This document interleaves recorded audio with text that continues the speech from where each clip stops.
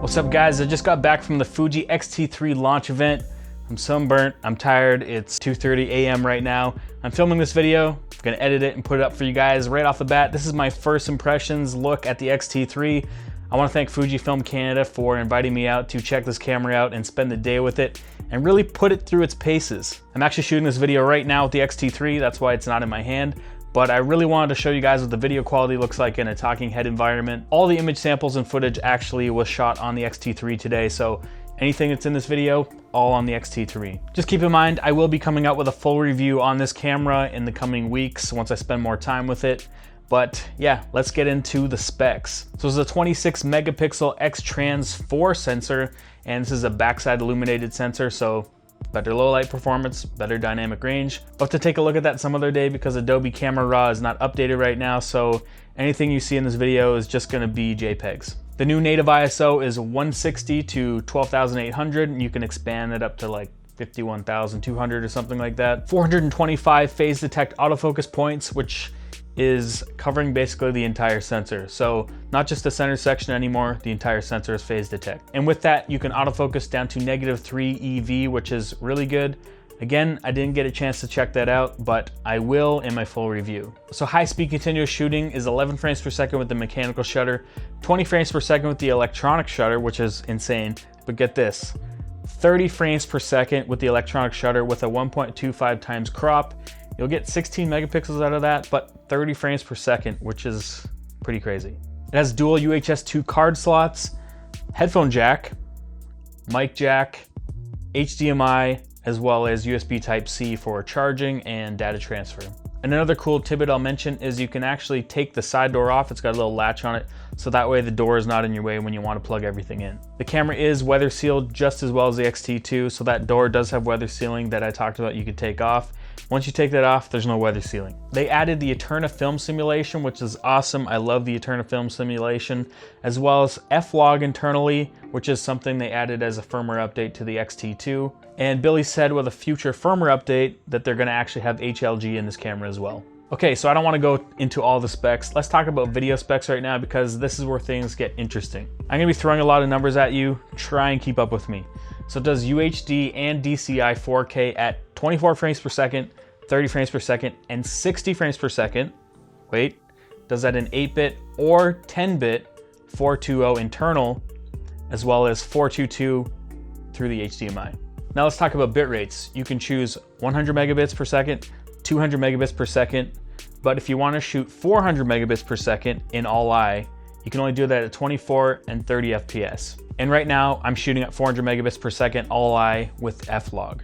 Now one cool thing, you don't need the battery grip to shoot video now. Like I said, headphone jack is now on the body and you can shoot a full 30 minutes, the 30-minute limit that we have in 4K without the battery grip. And in 60 frames per second 4K, it's only 20 minutes. So if we want to talk about 1080p, you can do 1080p actually in 10-bit as well, but 1080 24, 30, 60, and right up to 120 FPS, and that's actually 200 megabits per second.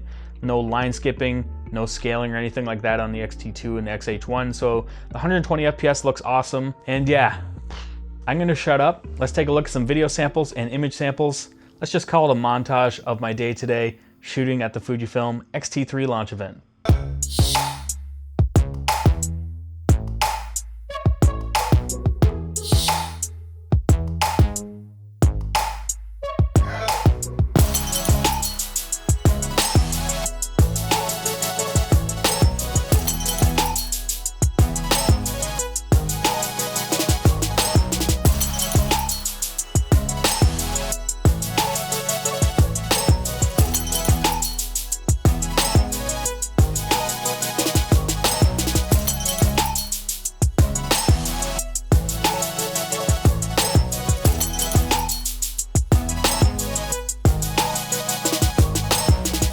So this is a new 26 megapixel backside illuminated sensor, but I can't really mention on dynamic range yet, but the image quality is awesome like we'd all expect. Just flashing up JPEGs, the JPEG quality is Fuji JPEG quality. It's just awesome. But I can't really talk about the raw files until we actually get Camera Raw updated, and then we can go in and take a look at that. I'll leave that for my full review. So the body looks and pretty much feels exactly like the X-T2. The only few differences they changed is that the battery grip actually feels a little bit thicker and the hand a little bit chunkier, and they made the AEL back buttons a little bit bigger, a little bit more protruded, easier to hit. Still not in the best place ergonomically, but they are a little bit easier to hit now. It now has that new 3.6 million dot EVF that's found on the XH1, so it's really nice to have that. The eye cup actually comes off the screen a little bit further than the old X-T2. They thinned out the top dials. Not a big deal, but a little bit easier to change like the drive mode and switching from video to photos and stuff like that. It's also inherited the touch screen, so it now has a touch screen and the flip out screen just like the X-T2 with that 45-degree angle side flip, and it uses the same battery. So while I was using this camera, I didn't really notice a huge massive improvement in the autofocus when it came to single point focusing, but I definitely noticed a big improvement when it came to IAF and face detection tracking and stuff like that. What Fuji's saying is all the horsepower is in their high speed continuous burst and continuous autofocus tracking, and that's something I did notice. It did track really well. It has that new sports finder mode, which puts the electronic shutter into 30 frames per second. Again, it's with a 1.25 times crop, and you get a 16 megapixel file out of that. But come on, it does 30 frames per second. I don't know too many cameras shooting at that speed right now. It did really well for fast moving supercars. I found that it locked on really well and held the lock. I missed a lot. I don't know if that's because I'm not a supercar photographer or I was using the right focus mode. I used zone most of the time. I could have tried single point, maybe it might have been a little bit easier. But I'm gonna blame the missed shots on me, not on the camera.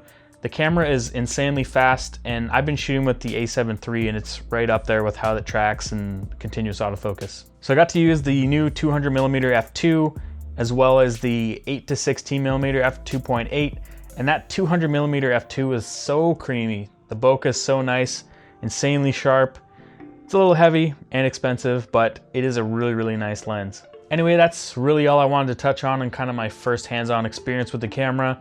We will get a little bit deeper, go into a few more things in my full review, but I want to talk about a few things that I know you guys are going to ask me and you guys are going to hammer on me like I actually made the camera, but no, it doesn't have in-body stabilization. So if you want that type of a camera, XH1 or look elsewhere. The thing is, this camera, especially for video, the rolling shutter is amazing. There's hardly any rolling shutter in this camera. That sensor has a really fast readout, and it now has like a quad-core processor in it. So there really isn't that much rolling shutter. I'd actually compare it to something like the GH5, to be honest. And I'm pretty sure you guys are all gonna complain about the battery, and I agree. I wish they would use a newer battery. When I was shooting video, I was shooting 4K 60, basically the entire time. I was doing a lot of slow motion and stuff, but I went through like 5 batteries, and I had a second body that I was doing mostly just photos with, and I had 2 batteries burned out on that, and I was using the grip. The camera locked up a few times. A few people experienced lockups with writing to the card. This is a pre-production camera, by the way. I think it has pretty much finalized firmware. That's why I'm allowed to show the files and the samples. But yeah, Fuji's letting me keep this for a week, which is awesome. So I'll be able to work on my review. And it's amazing because it falls into a week that I'm actually insanely busy. I have a lot of client work, so I'm gonna be able to use this camera on real world stuff. And yeah, bring you guys the review in a week or two. Or I'll just wait until Adobe Camera Raw updates so we can actually take a look at the raw files and see what kind of dynamic range, what kind of low light performance, to see if that new BSI sensor is actually what it's all cracked up to be. From what I can tell though, it does look pretty good. Anyway, let me know in the comments what you guys want to see me do for this review, what things you want me to cover or take a look at, or even some comparisons with the X-T2. Thanks again to Fujifilm Canada for having me out and checking out this camera. It will be for sale September 20th, and it's gonna retail for $14.99 US. That's really low for what this camera can do. If you like this video, give it a thumbs up. If you dislike this video, give it a thumbs down twice. See you in the next one.